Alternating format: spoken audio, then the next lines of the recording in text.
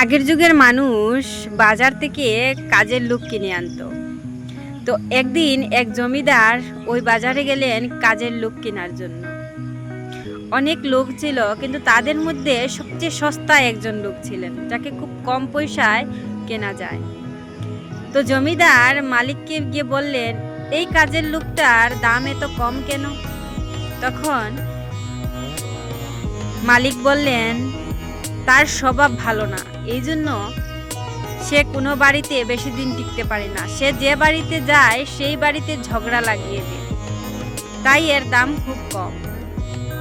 জমিদার ভাবলেন, আমার বাড়িতে শুধু আমি আর আমার স্ত্রী থাকি, আমাদের মধ্যে ঝগড়া তো কখনো হবে না, তাই এই সস্তা দামের কাজের লোকটিকেই নিয়ে যাই।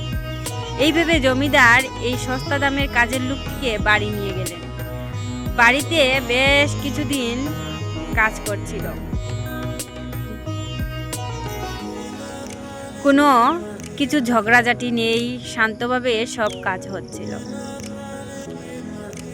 একদিন হঠাৎ সেই কাজের লোকটি রানীমাকে বলল,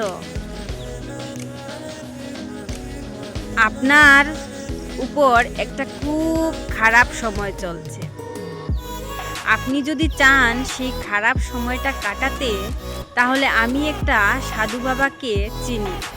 তুমি যদি তোমার স্বামীর বুক থেকে একটু চুল আর একটা কাপড়ের টুকরা নিয়ে যেতে পারো, তাহলে তিনি একটা তাবিজ বানিয়ে দেবেন। জমিদারের স্ত্রী সেটা বিশ্বাস করে নিলেন। তারপর সেই কাজের লোকটি জমিদারকে গিয়ে বলল, রানীমার অন্য কোথাও চক্কর চলছে, সে মনে মনে তোমাকে মারার ফোন দিয়ে আসছে। জমিদার রেগে গিয়ে বললেন, আমার এত দিনের চেনা স্ত্রীকে তুই এইভাবে কথা বলছিস, আমি কি চিনি না তাকে?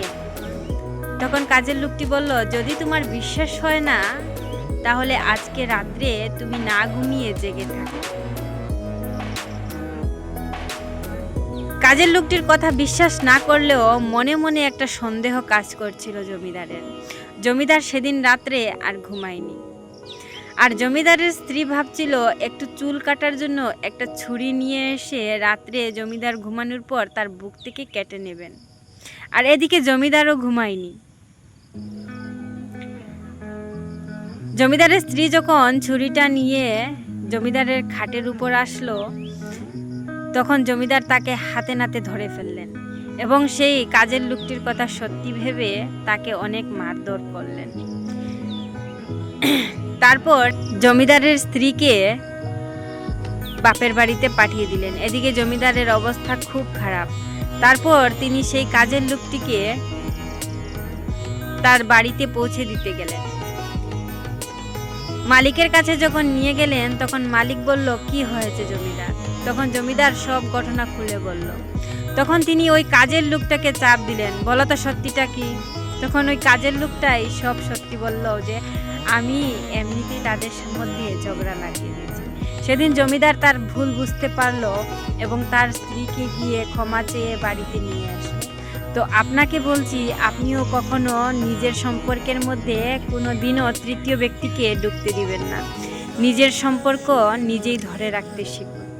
গল্পটা কেমন লাগলো কমেন্টে অবশ্যই জানাবেন।